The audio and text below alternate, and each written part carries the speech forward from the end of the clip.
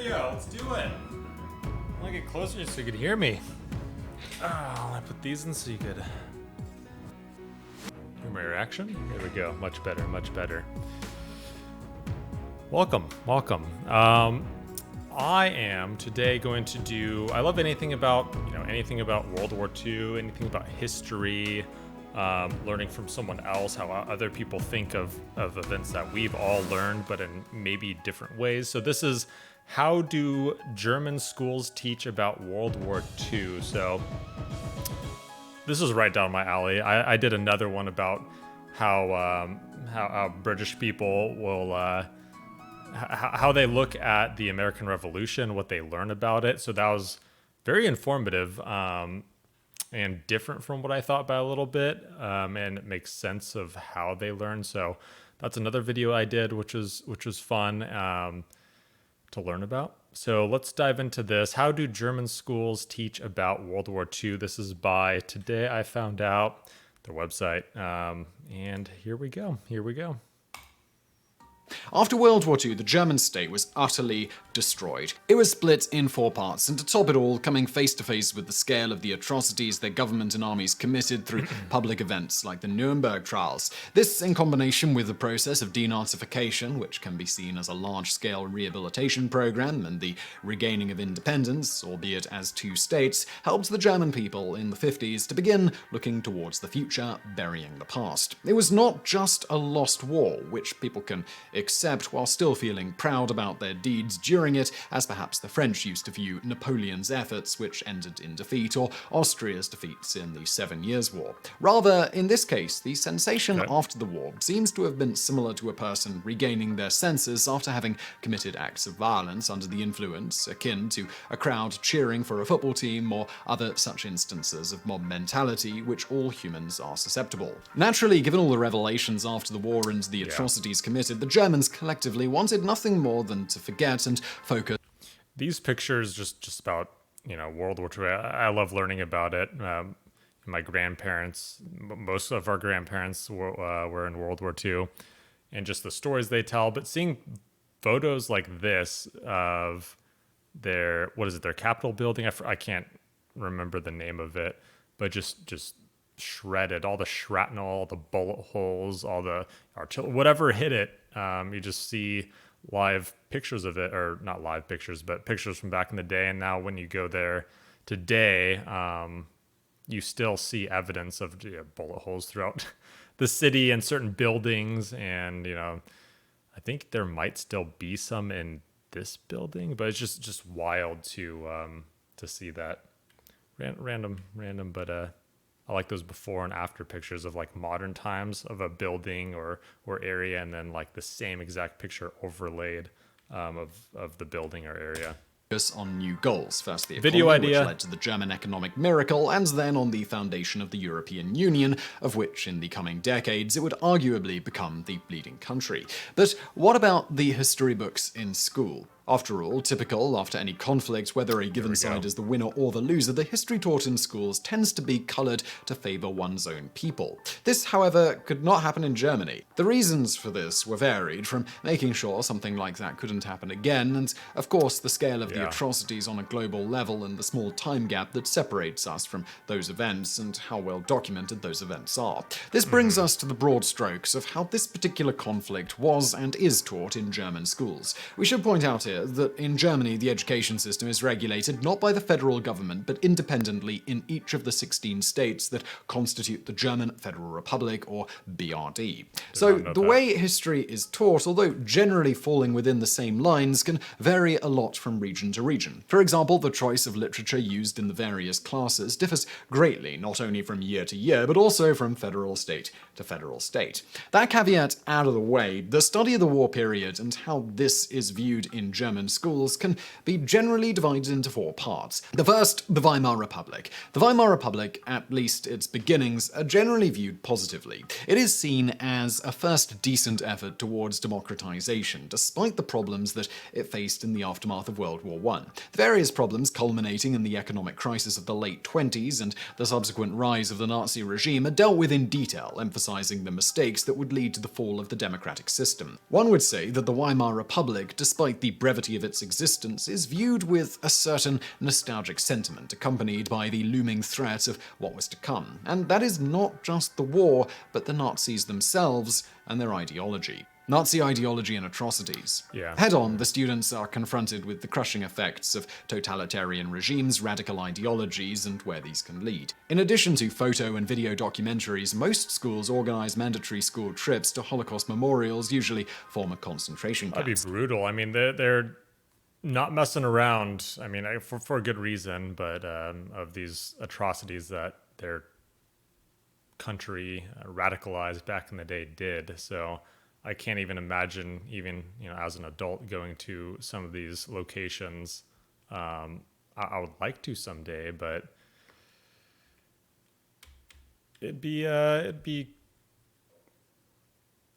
heart-wrenching. So it'd be pretty hard. So that's hopefully a good lesson for all these young people growing up.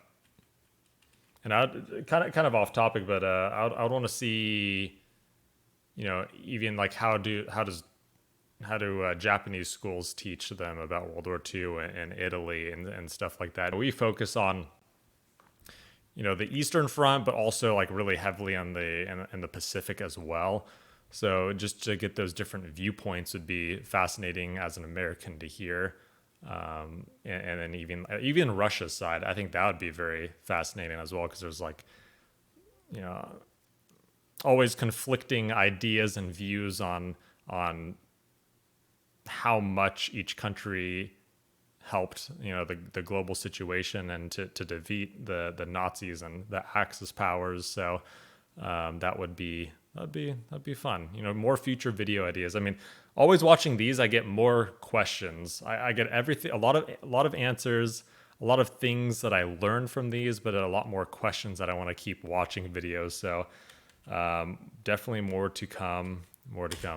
This does not only apply to history class. Students are also introduced to the works of literature tackling the issue of Nazism and ethnic hate in Europe at the time. This can include, but is not limited to, authors such as Bertolt Brecht and Thomas Mann. Additionally, Jewish voices are amplified in terms of Jewish poetry, reports from survivors, and historical documentaries focusing on the long-term consequences of hate and violence. Some of the literature choices indicate that the schools try to emphasize the aspects of humanity and also the problem of group mentality and prejudice, as seen in works such as the post-war play Andorra by Max Frisch and more recent works such as The Boy in the Striped Pajamas from 2006 by John Boyne and The Reader by Bernhard Schlink. They also look at the diaries of Anne Frank. Excerpts of pro-Nazi texts are also...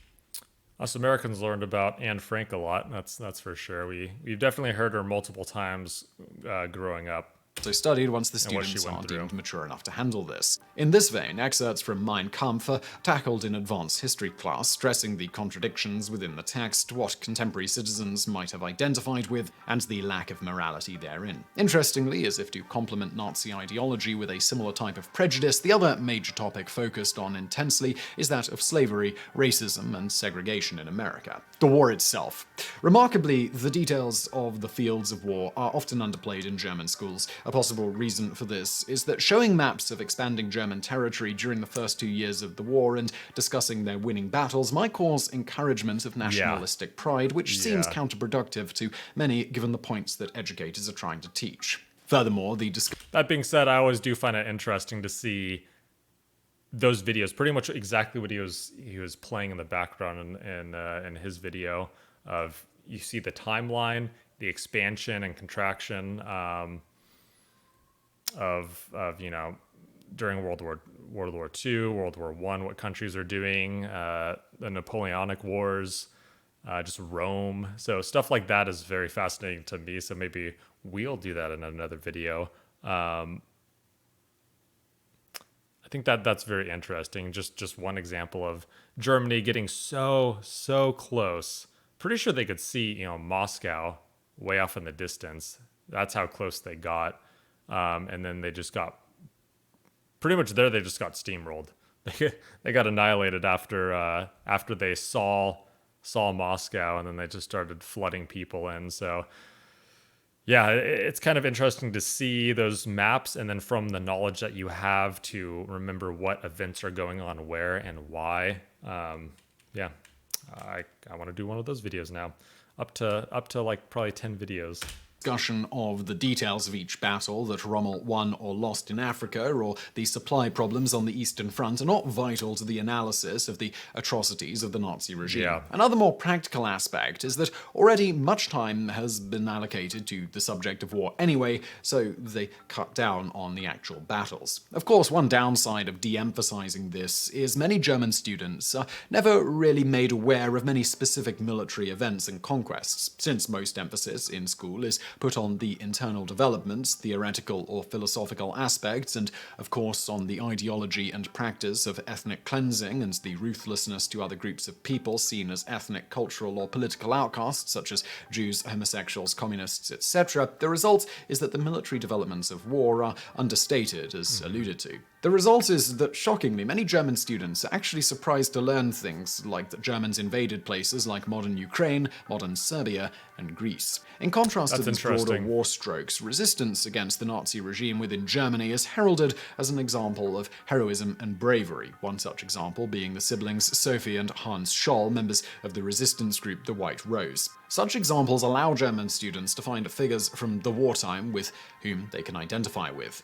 On this note, not every regular German who lived in the 1930s and 40s is painted as a terrible person. After all, when dealing with such a large group, as in any populace, there are plenty of good people and a percentage of bad. That said, given all that happened, a large emphasis is put on even most of the good people being complicit in the atrocities by looking away and not doing anything to stop it. Defeat and post-war. The major destructions in Germany and the high cost of human lives during the war is not attributed to the Allies, but... Dang, look at that. I've never seen this footage before either.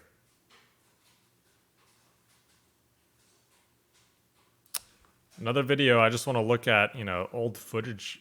I mean, I've seen stuff like, what I found very interesting was Berlin and Paris and Moscow, stuff like that before any wars. It's just so peaceful, and so everyone's so classy. Everything's looked so good. It was the world was heading in a good place, it seemed like.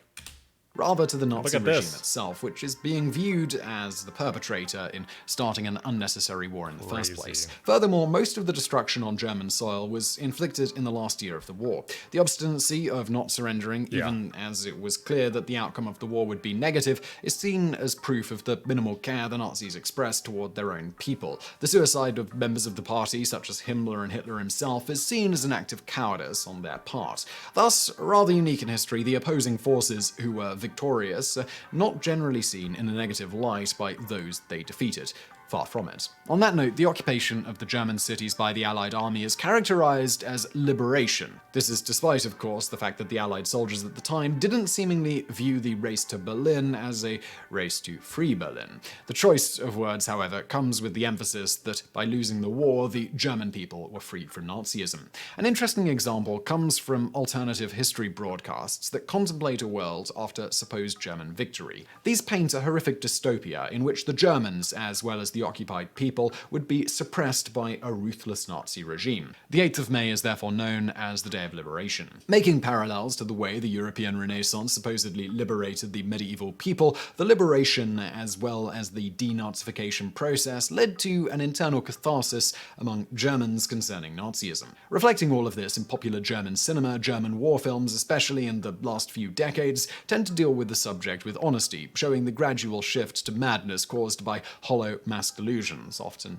in a tone more fatalistic than heroic. Therefore, they can be much deeper than a typical war movie, and if you're up for that, you might enjoy work such as the Generation War miniseries. There's also the movie The Fall, perhaps mostly known thanks to the most meme-ified Hitler scene ever. Of course, one major issue of all this in the way it's taught in schools and extreme emphasis placed on this period of history is the subject of imposed collective responsibility on modern Germans, even if just implied or felt, rather than ever explicitly stated. At first glance, it is good to study these events in great detail to make sure they don't happen again.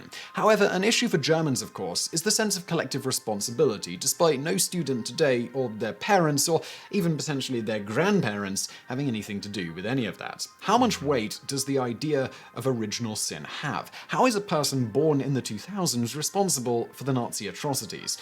I feel like that's a hard question. Like, even Japan and probably Germany as well, to this day, they're apologizing for what they did, the war crimes that they did.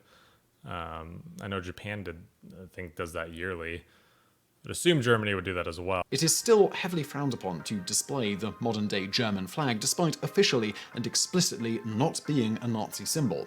On a similar note, a nationalistic display such as pledging allegiance to the flag during class every morning would have the worst possible connotations in Germany, despite being common in places like the United States. Furthermore, there is a high percentage of population with immigrant heritage. Just look at the German national football team.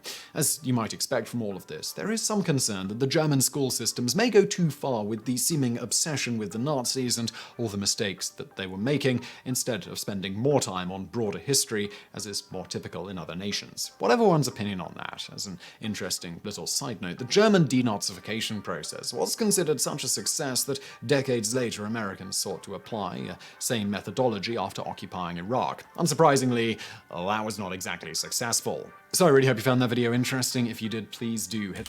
Yes, I did. I learned so much in these videos. I mean, there's something that I always wonder, but you just never know where to get this information from. I guess you could just look it up online, but there's so many different sources. So this guy I like a lot. What is it? Today I found out. So if you want to see more, he does multiple types of these videos. I've reacted to 2 now. Oh, here we go. This was one of my questions. How did the Japanese teach about World War II? That's the same thing, because I mean, same boat as Germany in a way, just like horrific war crimes so long ago. But so now, how do you learn about it? How do you teach your population about it? And I know, both countries, especially Japanese culture, just seems so much more. They did like a 180 on their culture. It seems like from back in the day to after the war.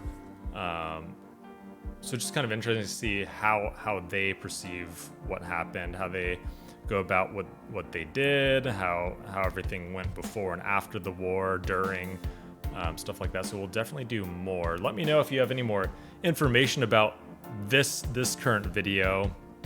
I mean, I love hearing about anything about this, more details, events, what they are thinking, if you're from Germany, what you learned, etc., etc. So I'll definitely do more of these. I'm just blown away. I have so many questions, and I'll start looking them up on Google and looking up more videos to react to.